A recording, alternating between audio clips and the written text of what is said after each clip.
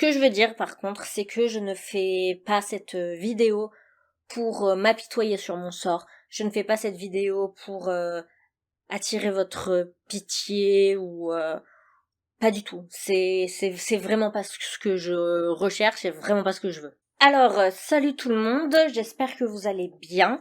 Je vous avoue que cette vidéo aurait dû sortir plus tôt, mais pour diverses raisons, je n'ai pas pu. La première raison, c'est que quand j'ai voulu écrire le script, j'ai été pas bien du tout. Vous allez comprendre pourquoi au fur et à mesure de la vidéo. Et du coup, ça m'a pris du temps à le faire. Et quand celui-ci a été enfin prêt, je suis tombée malade. Donc là, je suis même encore un petit peu malade, d'où le make-up sur la tronche pour essayer d'avoir un teint un peu potable, hein, pour pas faire trop zombie. En parlant de zombie, transition très rapide, j'ai mon roman qui sort très prochainement et il y aura 2 concours pour gagner des exemplaires sur Instagram, donc n'hésitez pas à m'y suivre, mais aussi pour tous les tipeurs, donc vous avez le lien Tipeee en barre de description, et c'est à partir d'un don de 1 euro que vous pouvez participer pour gagner, et bien sûr vous pouvez donner plus.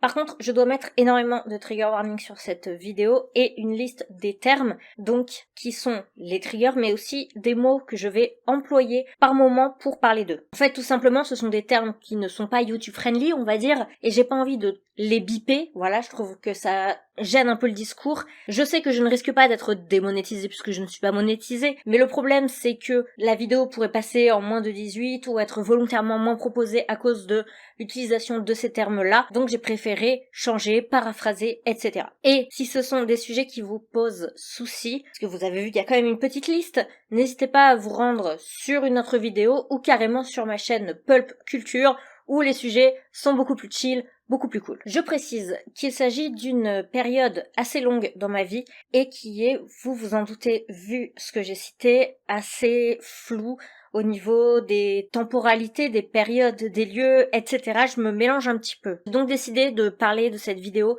par problème et non pas en fonction de la chronologie, ce qui permet aussi, si certains sujets vous touchent plus que d'autres, vous allez avoir le chapitrage, vous pouvez sauter certains sujets si vraiment ils sont trop difficiles pour vous et écouter les autres. Il y a malgré tout 2 thèmes que je ne vais pas aborder dans cette vidéo. Le premier, ce sont mes troubles alimentaires, puisque tout simplement j'ai déjà fait une vidéo sur le sujet, donc je vous y renvoie si ça vous intéresse, mais je vais pas refaire une partie là-dessus. Et le deuxième sujet, qui reste dans la question de l'autodestruction, c'est au niveau des relations, que ce soit amicales, amoureuses, etc., où j'ai presque volontairement choisi des relations qui étaient hyper toxiques pour moi, et comment j'ai réussi à un petit peu m'en débarrasser. Tout simplement, si je n'en parle pas dans cette vidéo, c'est que ça fera l'objet d'une vidéo à part entière, donc ce n'est pas un thème que je vais aborder ici. Donc, si vous êtes prêts à supporter cette vidéo qui m'a été très très difficile, je vous avoue, à préparer, et ben let's go.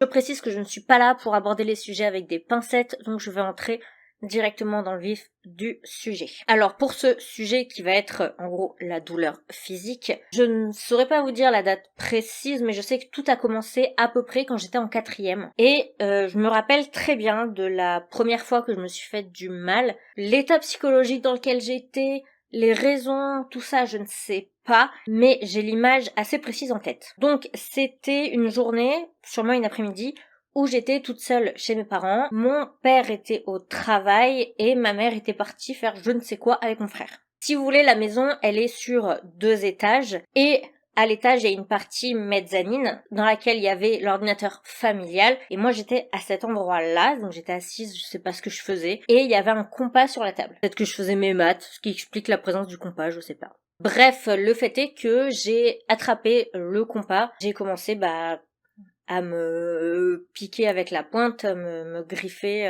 de plus en plus fort. Ça reste un compas, hein, donc c'était pas non plus une violence extrême, quoi. Ça avait fait des traits rouges, en gros. Mais ça a déjà créé quelque chose dans ma tête, et notamment le fait de le cacher, puisque je me rappelle très bien que quand j'ai entendu ma mère et mon frère re-rentrer, j'ai directement posé le compas, caché comme ça, avec mes manches longues, et là, c'était le début d'un cercle infernal. Je ne le savais pas encore à ce moment-là.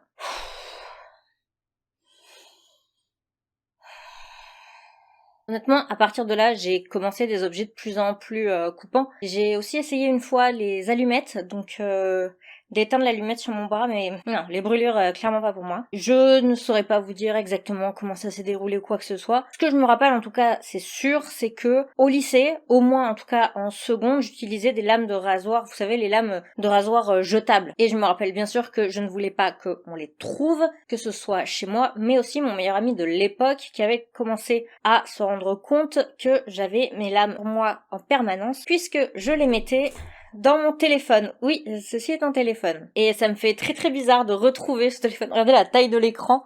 Et attention, hein, il y a bien marqué 3G dessus. Le téléphone déplié fait la taille de mon Samsung actuel. Et au début, je les mettais entre le cache et la batterie. Sauf que mon meilleur pote s'en était rendu compte. Donc, comme les batteries à l'époque, on pouvait les enlever. J'ai commencé à les cacher ici. Donc j'ai eu d'autres téléphones, je sais même pas à quel moment j'ai eu celui-là, mais bon, vous voyez l'idée. Et en fait, plus le temps passait, plus je devais en faire, plus je devais appuyer au point où j'ai fini par avoir des lames de cutter. Je précise que ça n'a jamais été dans une optique de TS, pas du tout, et c'était carrément une addiction en fait. Généralement, ça se passait quand j'étais le soir chez mes parents dans ma chambre et que je me sentais vraiment très très mal, submergée par mes émotions. J'arrivais plus à penser, je pleurais ou je faisais des crises d'asthme. Vraiment, c'est quand j'étais vraiment très très très très mal que je faisais ça. Alors, je vais essayer de vous expliquer un peu un point de vue scientifique parce que pour beaucoup de gens, on fait ça uniquement pour se faire remarquer alors que c'est beaucoup plus complexe que ça puisque je vous l'ai dit, c'est une addiction. Déjà, la question du toujours plus, donc comme je l'ai dit, utiliser des objets de plus en plus coupants, d'en faire de plus en plus, d'appuyer de plus en plus fort. En fait, tout simplement, votre cerveau, il s'habitue à la douleur et bah du coup, il y a ce besoin de toujours plus pour pouvoir ressentir la même chose qu'au début. Et la question de l'addiction, elle est parfaitement logique en réalité, puisque quand on se fait mal, peu importe la blessure, vous n'êtes pas sans le savoir que pour nous aider à la supporter, notre cerveau va sécréter des endomorphines et de l'endorphine pour nous aider à supporter la douleur. Et donc en fait l'addiction elle se fait tout simplement parce que quand je me retrouvais dans ces états de surmenage mental où j'allais vraiment très très mal, tout simplement j'étais accro non pas réellement à la douleur en soi mais à la morphine naturelle que sécrétait mon cerveau. Tout simplement vous vous en doutez, hein, la morphine c'est une drogue, donc l'endomorphine aussi. Et quand j'avais donc toutes ces émotions qui me submergeaient et que j'étais vraiment mal, bah ça me calmait. Tout bêtement, comme si j'avais pris une morphine, ben ça faisait la même chose, sauf que c'était une morphine naturelle. Et je me suis retrouvée à partir de là, ça devait être en première, où des fois j'étais même à le faire la journée dans les toilettes du lycée, tellement ça m'arrivait d'être submergée d'émotions négatives, de plus pouvoir gérer, et donc j'étais obligée de faire ça en fait. C'était vraiment... ouais, j'étais complètement accro à cette morphine pour me calmer. Tout simplement en fait, et du coup c'est arrivé où je le faisais en plein jour, donc après je me retrouvais presque défoncée en fait à l'endomorphine, à devoir essayer de calmer les saignements, faire des pansements, les faire tenir avec un foulard, un bandana, un truc voilà, et on met les manches longues et on fait comme si il s'était rien passé. Je suis littéralement assis sur mon script et comme je l'ai dit, beaucoup pensent qu'on fait ça pour se faire remarquer. Moi faut savoir que je faisais tout pour le cacher à mes parents, à ma famille, même si je pense qu'ils devaient se douter puisque j'avais des manches longues planées même en plein été à un moment, voilà, c'est louche. Par contre, au lycée, j'ai fini par m'en foutre en fait complètement et ça ne me dérangeait pas du tout de me balader en t-shirt avec des pansements de fortune ou avec des cicatrices ultra récentes sur les bras. Vous vous demandez sûrement comment mes profs, les surveillants ou autres pouvaient réagir à voir ça, puisque comme je l'ai dit, je me faisais du mal des fois au lycée et je ne cachais absolument rien. Donc on peut se demander ce qu'ils ont fait. Rien. Absolument rien. Vous êtes outrés là du manque de réaction de la part du personnel encadrant de mon lycée? Sachez que je n'ai fait qu'un seul sujet. Alors, pour la boisson, je sais plus vraiment comment c'est arrivé. Je sais que j'étais en première, par contre, ça c'est sûr. Et c'est pas genre, je suis tombée dedans, c'était un petit peu par accident. Non, non, non, non. Moi, je me suis jetée dans la piscine de boisson. Ah, clairement. En gros, je suis passée de, oui, j'ai déjà goûté de l'alcool vite fait parce que j'ai 15-16 ans et que on m'a déjà autorisé à boire bière ou un verre de champagne, à je bois une bouteille le matin à 9h en arrivant au lycée sans avoir pris de petit déjeuner pur cul sec à la bouteille. Et oui, là encore, je pense que c'est un secret pour personne, on s'habitue, le corps s'habitue. Donc, pour ressentir les effets qu'on ressentait au début, tout simplement, il en faut de plus en plus. Je l'ai dit très rapidement dans ma vidéo sur mon corps, mais en gros, pour du coup continuer à ressentir beaucoup d'effets, au lieu de boire plus, ce que j'ai fait, c'est que je mangeais moins, voire pas du tout avant de boire, parce que tout le monde le sait, la nourriture éponge l'alcool, donc je ne mangeais pas. Et pour vous dire, au lycée, quand j'étais en première, c'est déjà monté à 3 fois dans une seule semaine hors week-end. Et c'était entre les cours. Des fois, on n'allait pas au self, du coup, pour aller boire. Sinon, comme j'étais dispensée de sport, c'était à ce moment-là. Et des fois, c'était même très rapidement à la récré. Et j'allais en cours complètement pété, parce que vous vous doutez bien que quand j'ai bu à 9h du mat, moi j'ai une journée de cours derrière qui m'attend. Voire même, ça pouvait m'arriver de boire en cours. Que tout simplement, j'allais prendre une bouteille d'eau, et j'allais remplacer l'eau par de l'eau russe, que c'est la même couleur simplement, et donc je pouvais boire en cours. Et mes camarades de classe me disaient que je puais la boisson, mais là encore, personne ne m'a jamais rien dit, alors que je pense que je devais avoir quand même des fois des manières d'agir bizarres. Mes camarades, ils avaient tous pigé, j'étais pas dans un amphi de 200 personnes, et les raisons pour lesquelles je buvais, c'est les raisons classiques de tous ceux qui tombent là-dedans, c'est-à-dire oublier, être plus social, rire.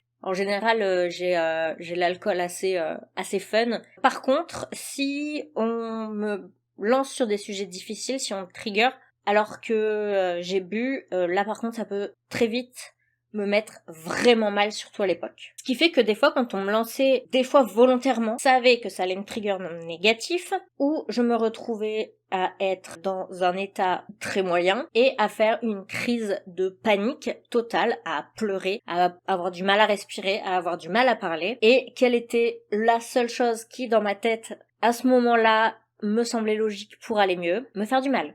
Un énorme cercle vicieux dans lequel j'étais tombée, puisque je me retrouvais des fois à boire pour aller mieux, sauf que on allait me trigger sur un truc négatif, donc j'allais mal, donc j'allais me faire du mal pour me calmer. C'était une catastrophe.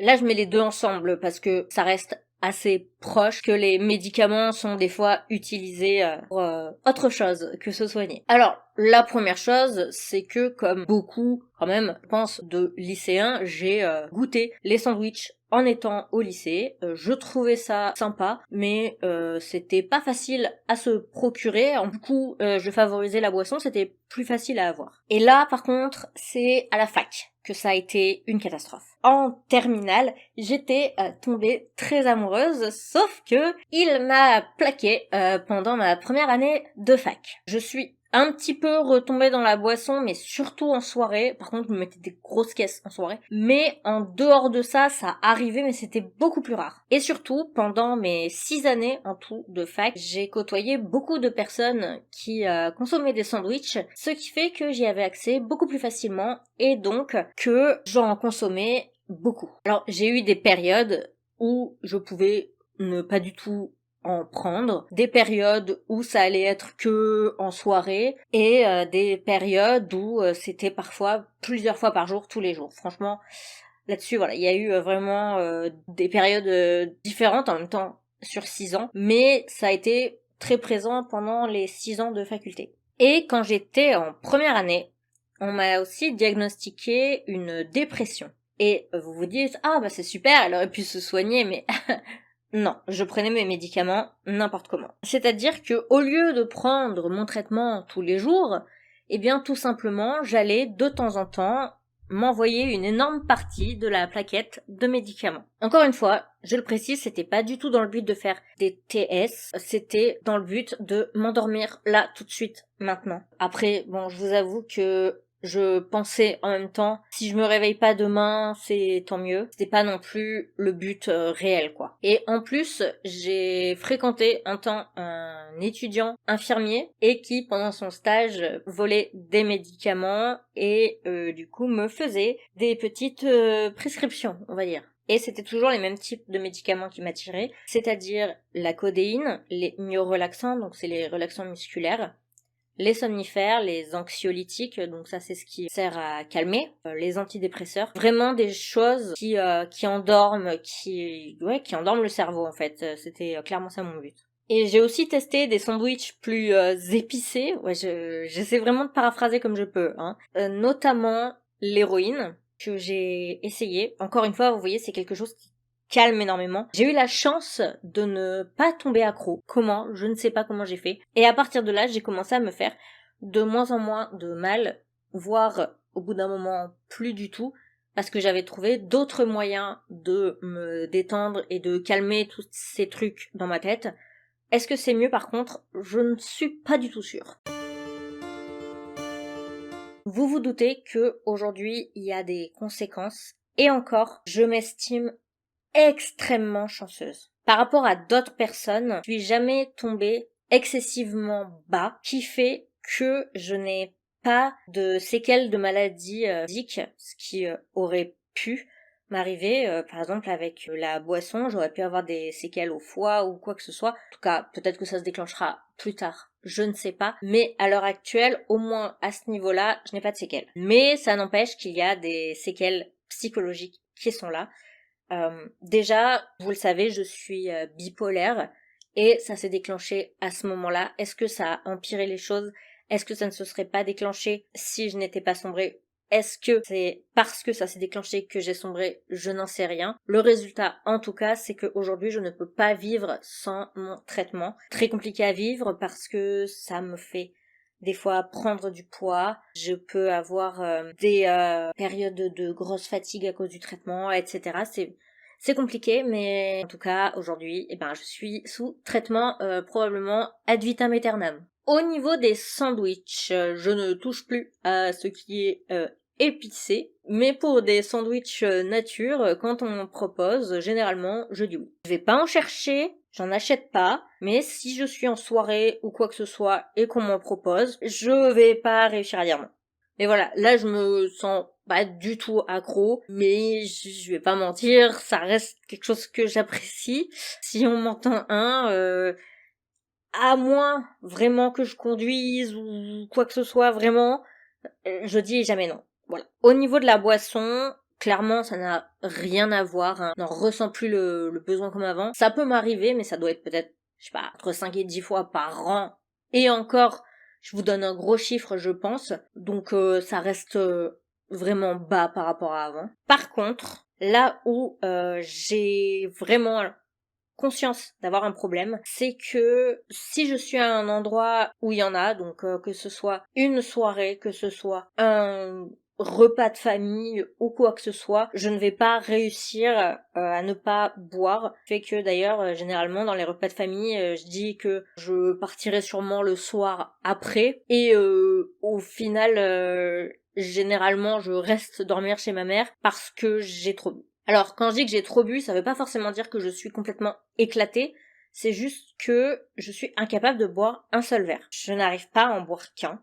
Est-ce que ça me passera un jour? J'en sais rien. Mais en tout cas, ce que je veux dire, je suis pas forcément complètement pétée, mais c'est trop pour conduire. Je peux pas reprendre le volant. Comme je l'ai dit, l'addiction la plus forte que j'ai eue, ça reste la douleur physique et ça m'arrive encore de penser, je ne fais rien, mais c'est des pensées des fois qui me viennent. Aujourd'hui, j'ai arrêté depuis plusieurs années maintenant, je n'ai rien fait. Et au départ, faut savoir que moi, j'assumais parfaitement mes cicatrices parce que, croyez-moi, il y en avait des sacrées. Et j'en avais pas honte parce que, ça fait partie de moi, ça fait partie de mon histoire. Ça fait partie de celle que je suis et de ce par quoi je suis passée. C'est les traces de mon parcours de vie, quoi, j'ai envie de dire. Mais le problème, c'était les autres. Que ce soit ma famille ou des inconnus, les gens ne pouvaient pas s'empêcher de fixer mes avant-bras avec des regards, alors ça pouvait aller à de la pitié, à du dégoût. Vraiment, c'était énervant quand ça venait d'inconnus et triste pour moi quand ça venait de gens proches. Et puis surtout, quand je rencontrais de nouvelles personnes, que ce soit de potentiels amoureux ou de potentiels amis proches, le sujet venait très vite sur la table, beaucoup plus vite que ce que j'aurais aimé. Et du coup, c'est pour ça que mon avant-bras est tatoué aujourd'hui. Bon, de base, de toute façon, j'adore les tatouages. C'est quelque chose vraiment qui m'attirait, mais c'est vrai que je me suis sentie presque obligée de faire essentiellement ce tatouage-là en priorité sur mon bras, puisque c'est celui qui cache le plus les cicatrices. Après, elles sont en relief, donc si on regarde vraiment bien, ou si on passe le doigt dessus, on les sent. Mais sinon, non, ce qui fait que les gens, quand ils regardent mon avant-bras aujourd'hui, ils voient essentiellement le tatouage et plus les cicatrices. Donc forcément, les regards ont énormément changé. Et quand quelqu'un rentre dans ma vie, ça me permet de moi décider quand j'aborde ou non ce sujet. Aujourd'hui, j'ai avancé et même si, comme je viens de le dire, il reste des traces qui peut-être partiront jamais sur ma gestion par exemple de l'alcool. Mes cicatrices par exemple ne partiront jamais, ça je le sais. Malgré tout, voilà, j'ai avancé et ça fait partie de mon parcours. Je n'ai pas honte d'être passée par tout ça et je ne veux pas de pitié, de « Oh ma pauvre chérie !» Non. Tout simplement, si j'ai décidé d'en parler, déjà c'est parce que je dédie cette chaîne à ma santé mentale et la santé mentale en général. Et comme ce sont des sujets sensibles, je sais que il est parfois difficile de trouver des gens qui en parlent et qui vous peuvent aider d'autres personnes en racontant leur parcours. C'est des sujets sensibles, c'est même des sujets tabous, touchent plus de personnes et notamment des jeunes qu'on ne le pense. Et je veux juste ouvrir la parole sur ces sujets-là. En gros, ce que je dis juste, c'est que ça existe, que ça touche des gens, mais que, regardez-moi presque, enfin j'ai envie de dire, j'ai réussi à aller quand même mieux. Oui, c'est pas du 100%, j'ai peut-être pas le parcours non plus exemplaire, j'ai pas le parcours le plus difficile non plus, j'en ai conscience, mais je vais mieux aujourd'hui et je veux le partager un peu comme un message positif malgré tout. J'ai envie de dire aux gens qui souffrent qu'on peut s'en sortir, c'est difficile, mais on peut s'en sortir. Et j'ai aussi envie de dire aux personnes qui sont en train de tomber dans ces différentes addictions qu'il y a des conséquences qui vont rester. Et donc, si vous êtes là-dedans, vous êtes en train de tomber, demandez de l'aide. Ne faites pas comme moi j'ai fait et à laisser traîner ça sur 10 ans, je pense, en tout. Je pense que ça a dû durer 10 ans vraiment. Ce qui fait qu'aujourd'hui, j'ai encore quelques séquelles. Surtout, vous pouvez tomber bien plus bas que moi. Essayez de vous faire aider avant d'en arriver là, tout simplement. Je vais mettre en barre d'infos des numéros qui peuvent servir si vous souffrez de n'importe lesquels des sujets que j'ai abordés ou en général. Et surtout, n'hésitez pas à vous faire aider. Si vous ne savez pas par où commencer, sachez que vous pouvez commencer par votre médecin généraliste. Moi, c'est ce que j'ai fait. Et j'ai commencé par en parler avec mon médecin généraliste d'abord, et puis après des professionnels. Et si vous avez envie de partager votre expérience, vous pouvez le faire en commentaire si vous vous sentez de le faire de manière un peu publique, parce que sous cette vidéo, tout commentaire haineux, négatif ou quoi que ce soit sera supprimé, tolérance zéro. En tout cas, sachez que vous n'êtes pas seul à passer par là, à être passé par là, ou malheureusement, qui risquent de passer par là. Donc, sachez que il y a des gens qui y sont passés, qui s'en sont sortis, et vous pouvez donc, si vous réagissez assez tôt, vous en sortir vous aussi. Voilà, je veux juste faire passer un message un peu positif derrière ce parcours très négatif. J'ai réussi à tourner cette vidéo. Je suis assez fière de moi, mais le montage, je sens que ça va pas être facile. C'est pas grave, je vais le faire quand même. Sachez en tout cas que je vous embrasse très très fort. Je vous envoie le plus d'amour possible. Si vous voulez continuer à suivre tout ça, n'hésitez pas à vous abonner. Je continuerai à partager des choses qui me sont arrivées. Vous pouvez aller sur ma chaîne Pulp Culture pour des choses plus joyeuses, mes différents réseaux sociaux, Tipeee, pour me soutenir et participer aux concours qui arriveront. Je vous embrasse en tout cas très fort, je vous dis à très bientôt sur cette chaîne. Voilà. Prenez soin de vous, c'est le plus important. Welcome to my world, it's a crazy place, full of ups and downs and a lot of space, in between where anything can happen, and it probably will, so brace yourselves, get ready.